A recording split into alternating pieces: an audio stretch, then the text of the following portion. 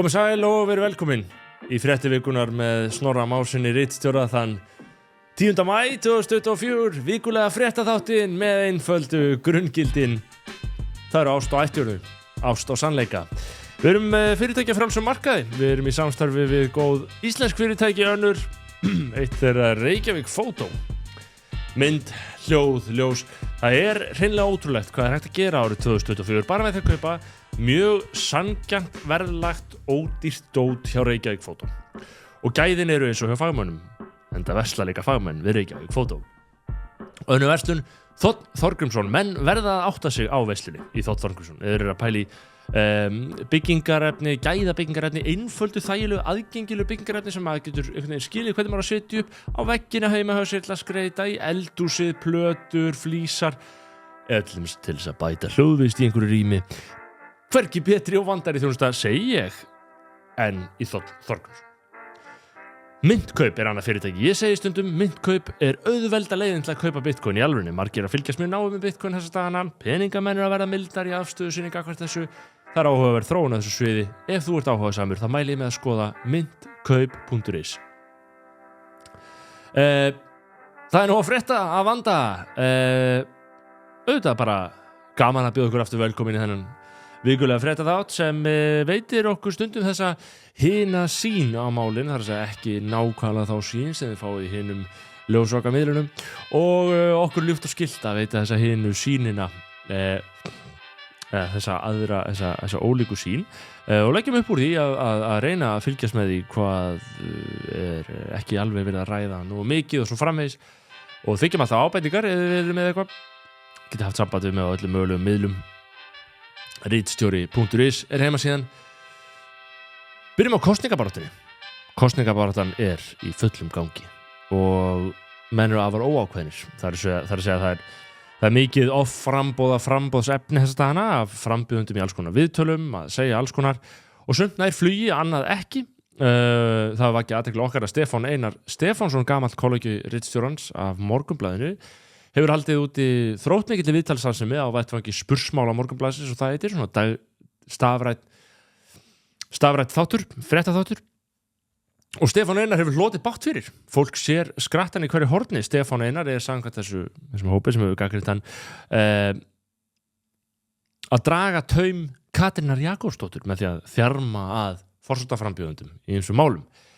Jafnvel þótt hann hafi líka fyrir að þjarma að Katrínu Jakobsdóttur, það er ekki nóg. Katrínu Jakobsdóttur virtist til dæmis ekkert yfir sig hrifin, yfir sig spennt af því að fara að ræða til dæmis landsdómsmálið í kosningabaráttunni núna, en Stefán Einar tók engu síður upp á því, en að hann þjarmi að Katrínu kemur málin ekki við í hugum þeirra sem gagnrýna Stefán.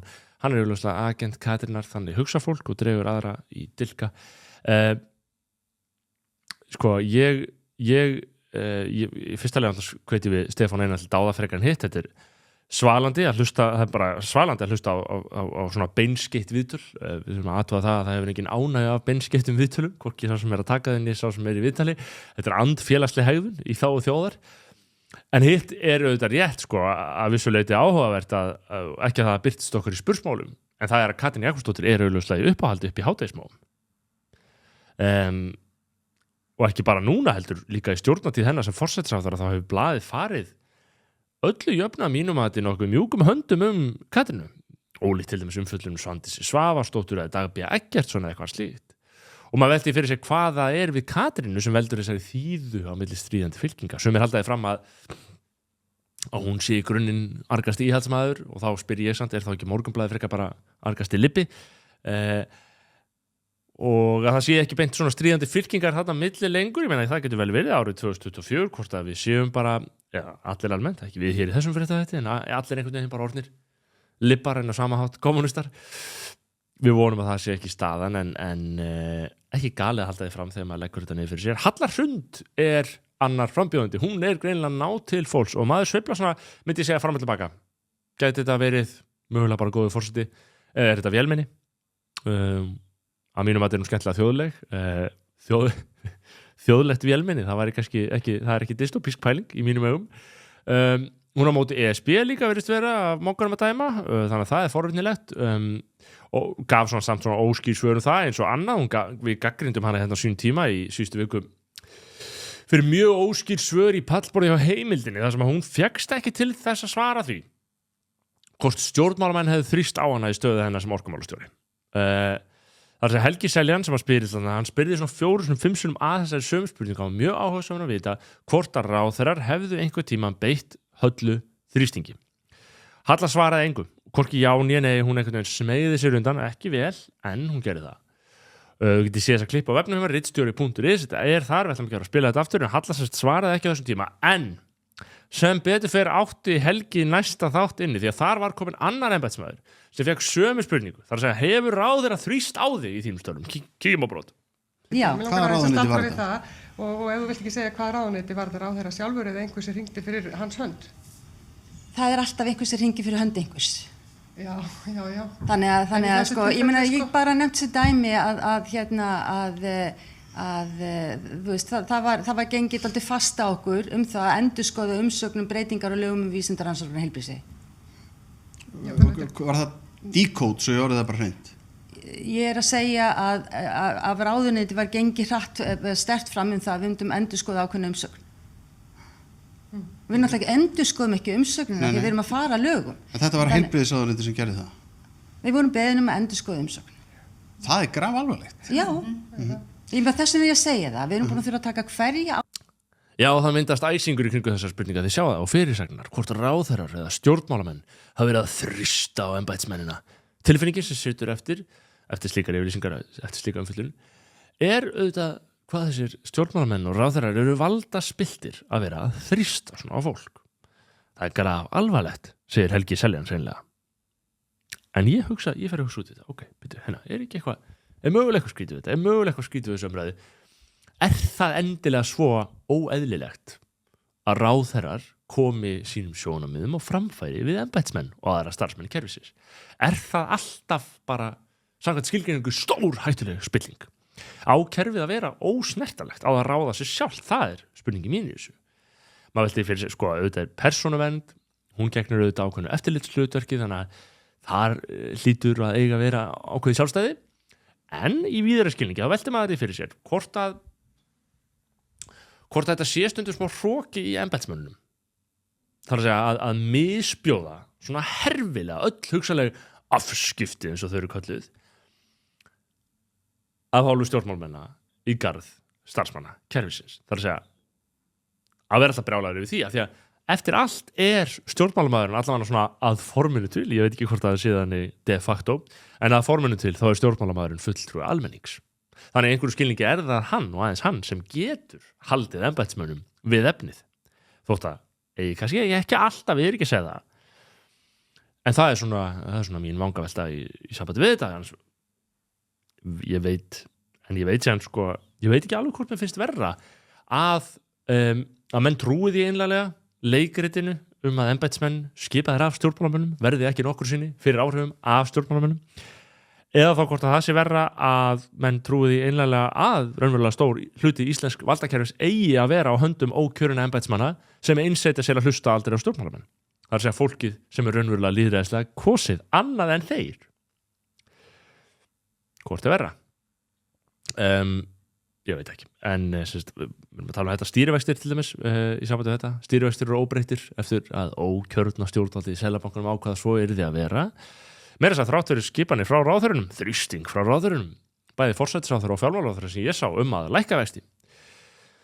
Seðlabanki tók ekki marka á þeim, það sjálfstæði Seðlabankans. Ég rak augunni gott tíst frá íslenskum kryptoheimspekingi, Vagni Margeiri Smelt eins og hann heitir, sem skrifar ég byrjar að skipta út öllum ríkisstofnunum og fyrirtækjum fyrir bara hópur fólks með eigin langanir, gildi og breyskleika. Það er að segja, tekur ríkisstofnun og setur í staðinn bara hópur fólks með eigin langanir, gildi og breyskleika.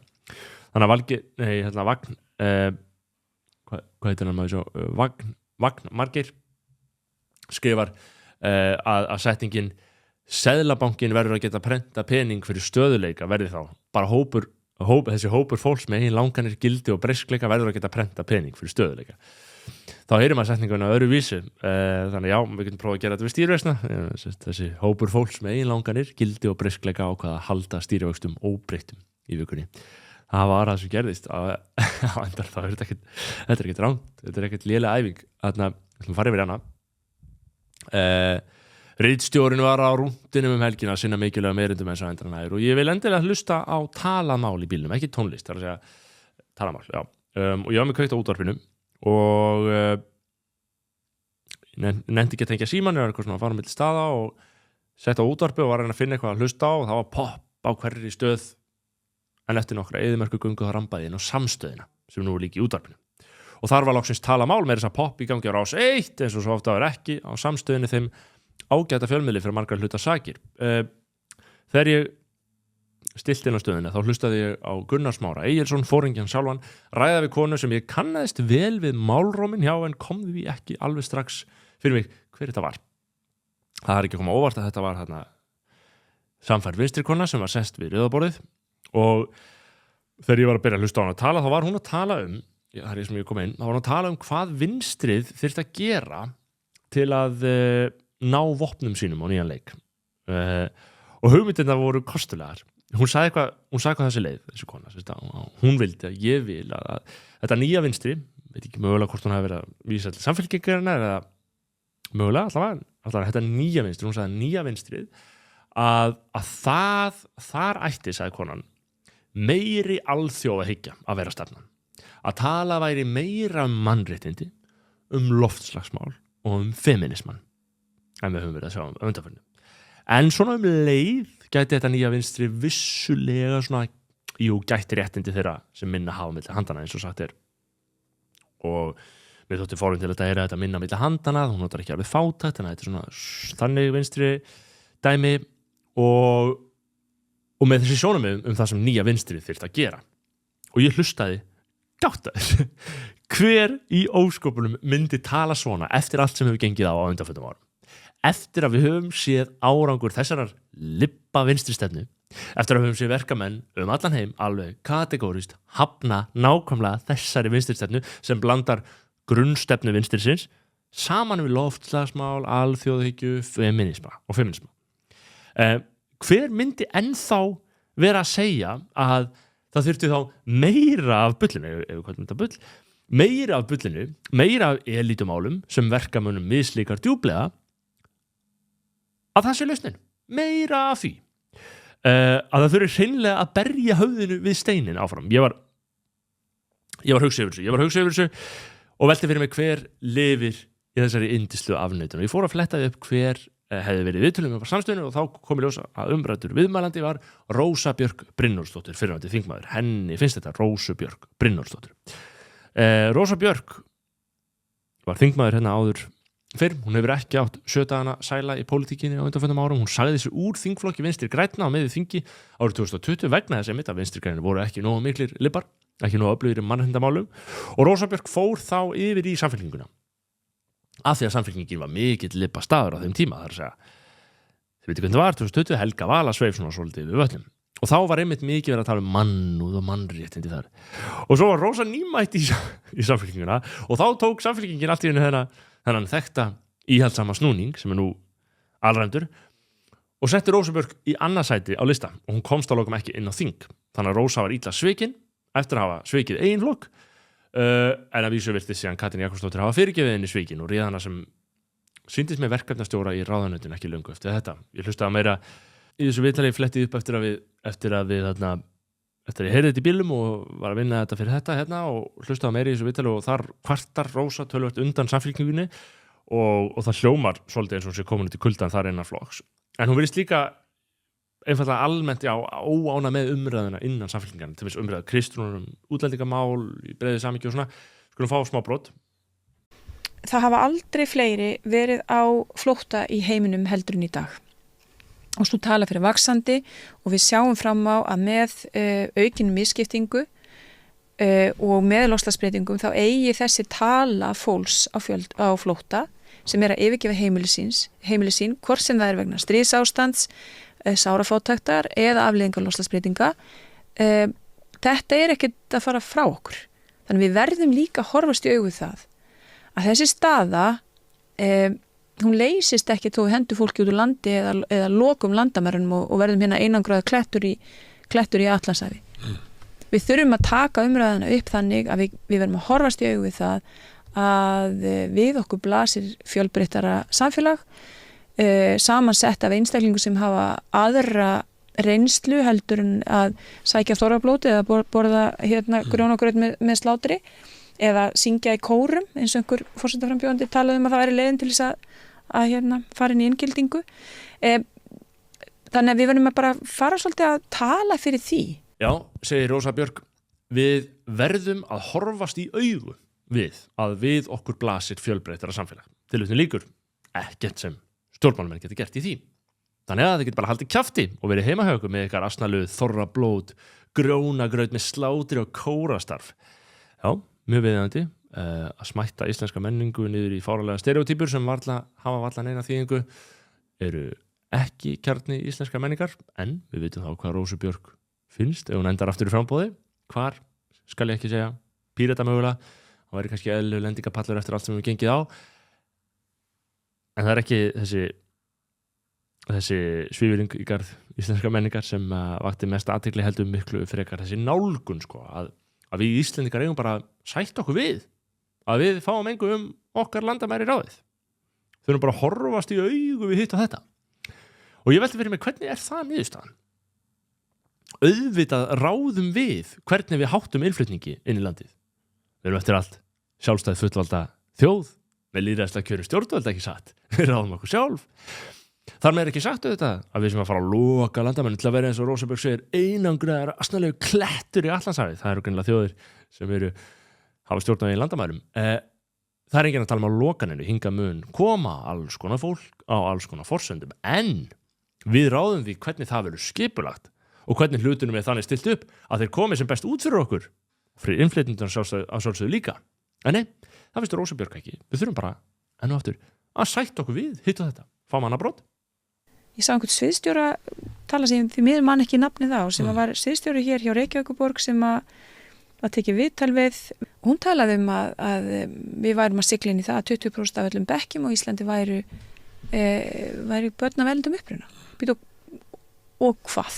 Þannig er veruleikinn, þannig mun að verða og við verðum líka bara að sætta okkur líka við það. Það er líka ólíkt, það er þessi 90% í fellaskóla en kannski bara 5% í flataskóla ef hann heiti það í Garðabæ. Eða minna, já, það auðvitað er þetta ólíkt eftir hverfum og það er kannski eitthvað sem þurfum að sporna við vegna þess að það er okkar saga að hún er okkar samfélag sögulega séð hefur verið minna stéttskipt, það hefur alltaf verið stéttskipting á Íslandi, en kannski minna stéttskipting heldur en í öðrum samfélagum. Þannig mér langar að snúa við þessari orðræðu og þessari samfélagslegu umræðu. Við þurfum líka bara að horfast í augu við það. Svona er okkar samfélag að fara að breytast. 20% börn af erlendum uppruna, 90% börn af erlendum uppruna í Breiðholti. Og hvað, segir Rósa Björk. Þannig er veruleikinn, þannig mun hann verða og við verðum að sætta okkur við það, segir Rósa Björk. Enga vangaveltur framar það hvort þessi þróun sé endilega sjálfbær fyrir alla eða hvort hún sé endilega besta leiðin fyrir alla hlutiðandi. Nei, enga umfjöllun, eins og þá sem birtist okkur til dæmis á Vísi á dögunum þar sem að Brynjar Karl, körfuboltaþjálfari sem þekkir til ástandsins, lýsir gjörsamlega hræðilegu ástandi í Breiðholti þar sem allir eru að tapa og skólakerfið er alveg hætt að geta sinnt skyldum sínum. Enga slíka umræðu vinsalegt, segir Rósa Björk. Það eru skilaboðin hennar til nýja vinstrisins. Enga umræðu innflytjendastefnu, engar efasemdir núverandi stefnu, en tökum hins vegar umræðuna áfram og meira loftslagsmál og feminisma. Það er óplæður akur. Það eru kjósendurnir. Það er augljóslega það sem fólk í landinu er að pæla í frá degi til dags. Eins og ég segi, það er óneitanlega margt skríti í kýrhusnum. Við vorum í síðasta þætti með David Friedman, hagfræðingi, að bera saman innflytjendastrauminn í Bandaríkjunum á öndverðri 20. öld við Ísland. Hér virðist straumurinn vera hlutfallslega þrefalt meira en var þá í Bandaríkjunum. Það 1 milljón komin í landi á hverju ári í kringum fyrstu heimstyrjöld. Voru þá 100 milljón íbúðar.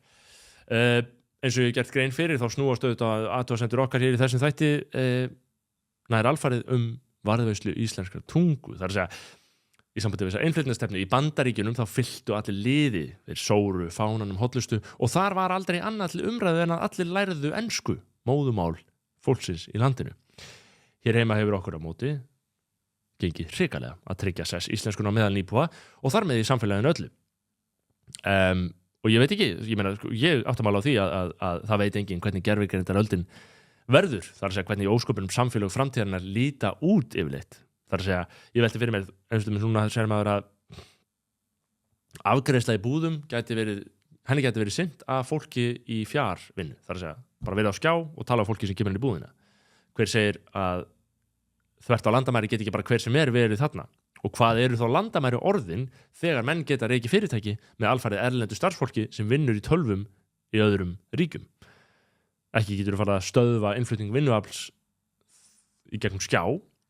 Þannig að það er alveg óljóst hvernig allt þetta mun hafa áhrif á sérst bara sjálfa hugmyndina þjóðríkið.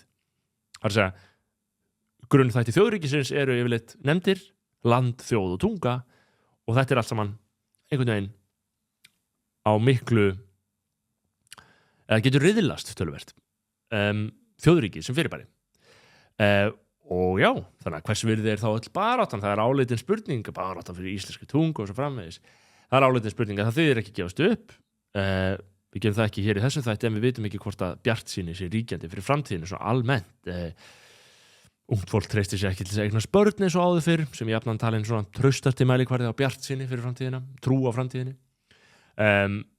og síðan, þú veist, ef við úti það farið þá það hluti af sömu heildarmynd hérna heima, við erum að tala cirka 10.000 innflytjendur á ári en 4.000 fæðingar á Íslandi á ári þannig að við verðum svona ef maður tekur kúrfuna alla leið í minni hluta í landinu eftir fáa áratug hvað sem mönnum finnst það og við höfum svo sem rætt hér í þessum þætti áður af hverju menn eignast ekki börn ég hlustaði á, og enginn með svarið ég hlustaði á áhugaverða umræðu og skýringu fjölmiðlamannsins og frumkvöðulsins bandaríska Erik Torenberg á dögunum þar sem hann tengdi barnleysi við gjörbreyttar þjóðfélagsaðstæður auðvitað, það hefur gert áður en hann var að tala um þetta, hann var að tala um hjónabandið hann var að tala um barneignir sem svona eins konar pakkadíl í gamla daga að þá þurftu menn á þeirri ráðstöfun að halda af praktískum ástæðum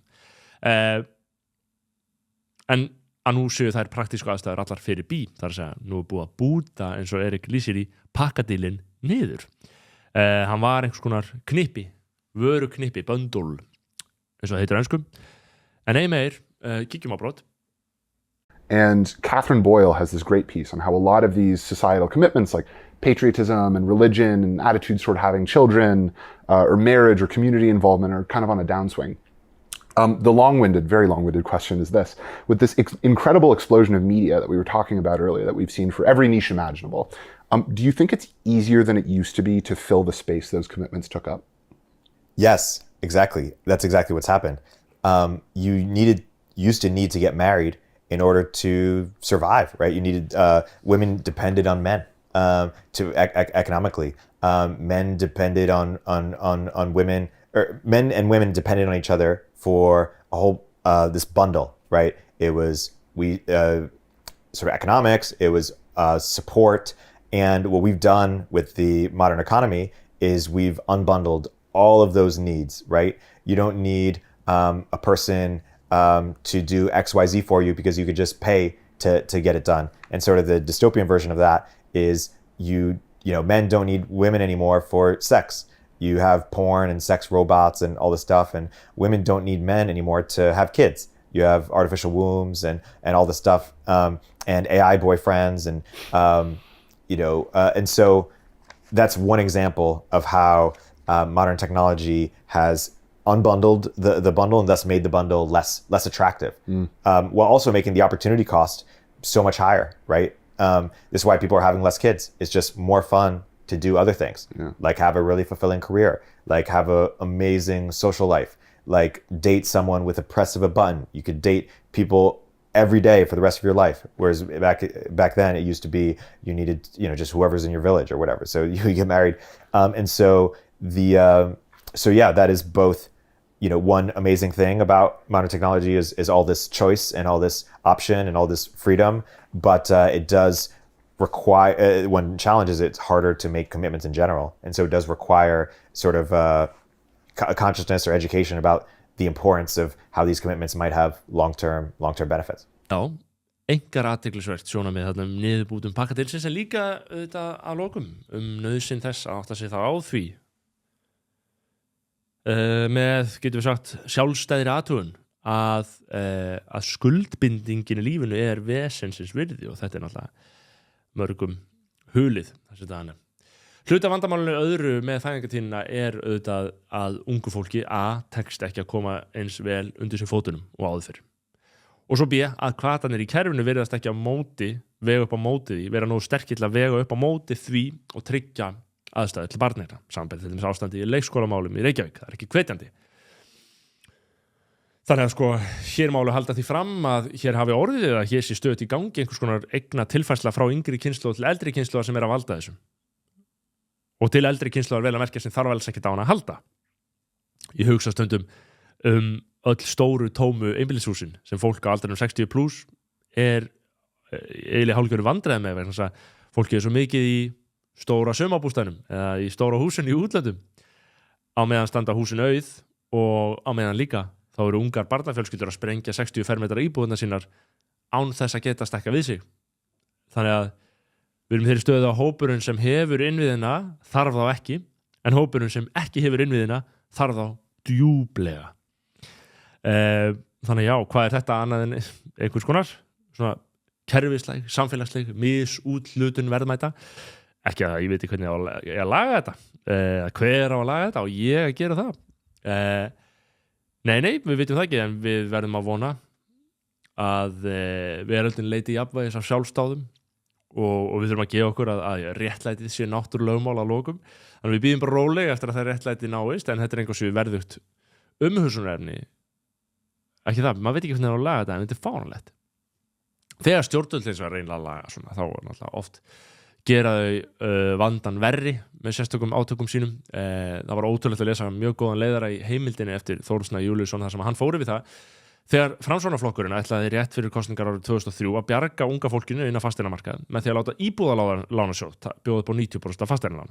Þetta þótti mjög gott lán og þetta var svona stór aðgerð og stórt kosningalofvörð. Og í stuttu máli sagt þá var öll sú tilraun sögulegt stórslys og nú sitja skattgreiðendur, það segir við, annarkvort í gegnum ríkissjóð eða í gegnum lífeyrissjóðna uppi með mögulega 100 milljarða króna tap, ef ekki 200 milljarða króna tap, þar að segja að þetta eru ótrúlega tölur sem nefndar öllu sögunar og þetta er þetta IL-sjóðsmál sem dúkkar reglulega upp í fréttum. Þið sjá þetta IL-sjóður, hvernig á að slíta honum, hvernig á að gera þessi ósköp öll upp, það veit það enginn, en þetta er sögðu vera efnahagsleg tímasprengja fyrir ríkissjóð eins og það sé það sem við þurfum að halda núna, tímasprengja ofan á allt.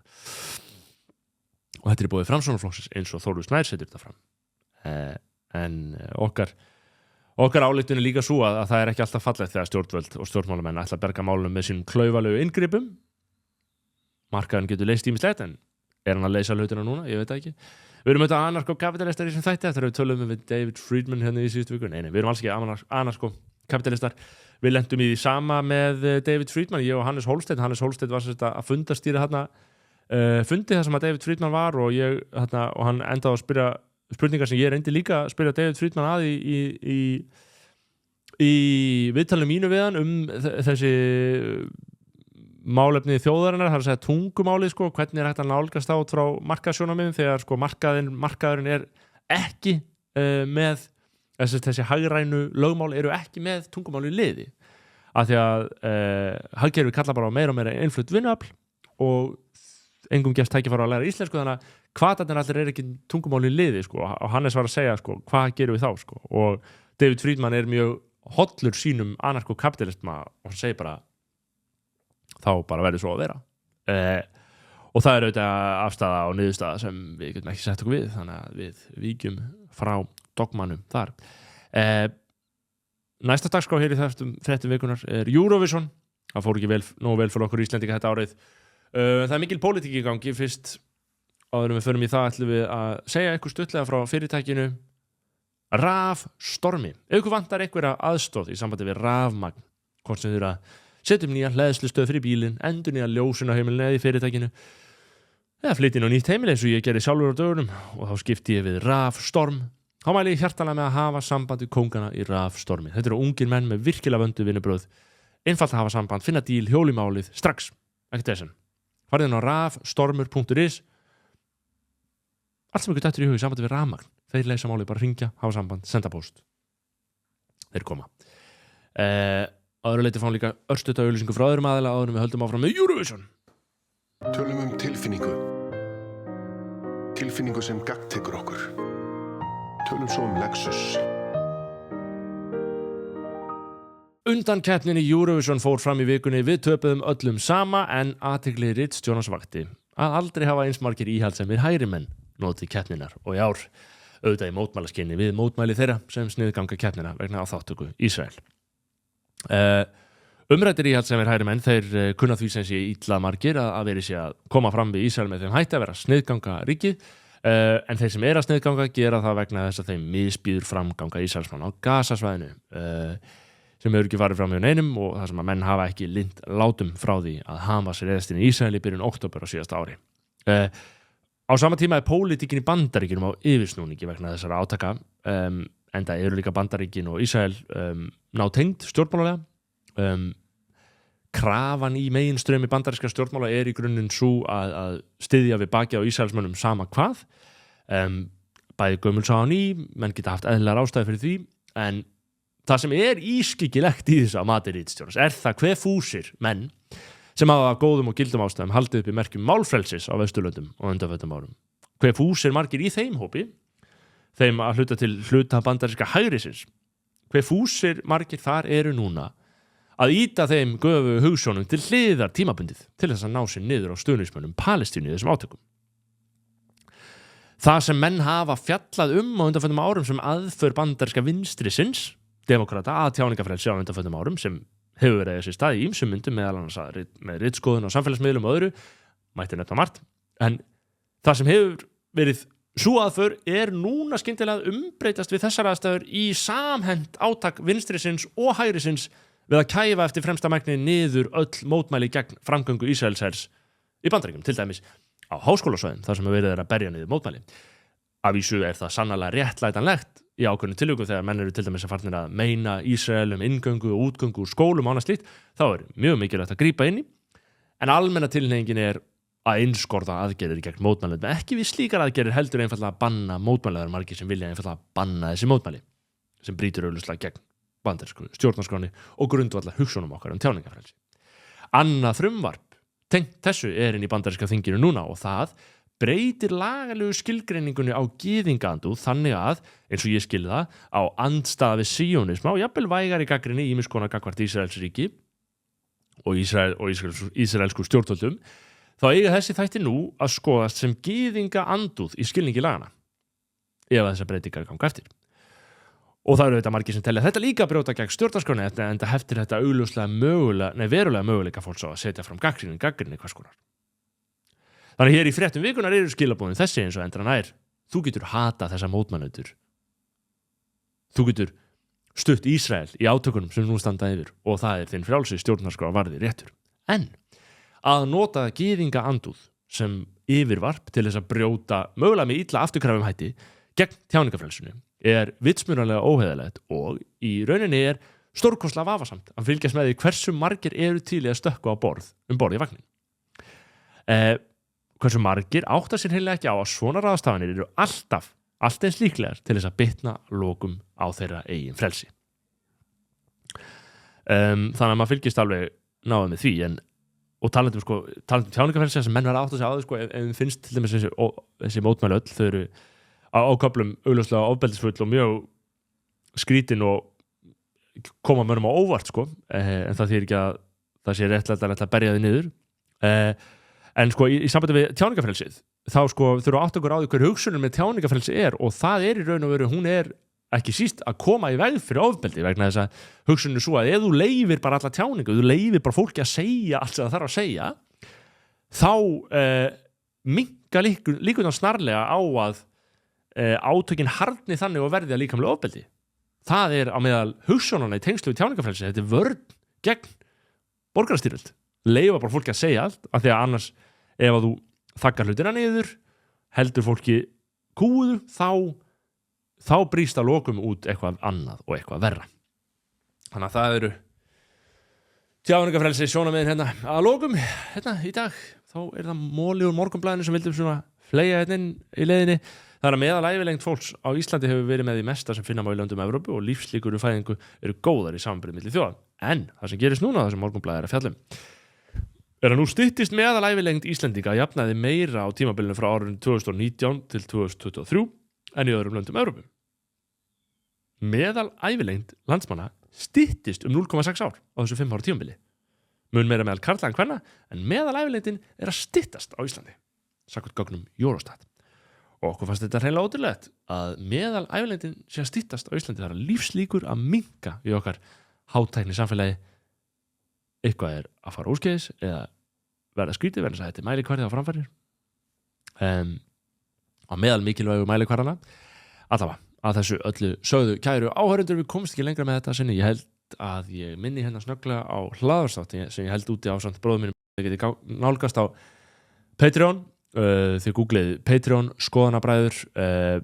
Ég eða stundum að hugsa kannski hér, akkur hann ekki tala um þetta mál í vikunni, þá getur vel verið að ég hafi rætt það í hlaðarpinu. Það tölvöld framleiðsla í gangi þetta, þannig að ég mæli með skoðanabræður, Patreon, googlið bara skoðanabræður, Patreon. Ég minni líka á samstarfsaðila mína, Þótt Þorgrímsson, Reykjavík Fótó og Myntkaup og auðvitað Storm rafverktaka. Ég minni að lokum einnig á grunngildi fréttaþáttarinn sem ég tel að kæmi ekki að sök ef þið hefði að leiðaljósi í öllum eitthvað daglegu athöfnum helgina og í þeirri viku sem síðan skellur á.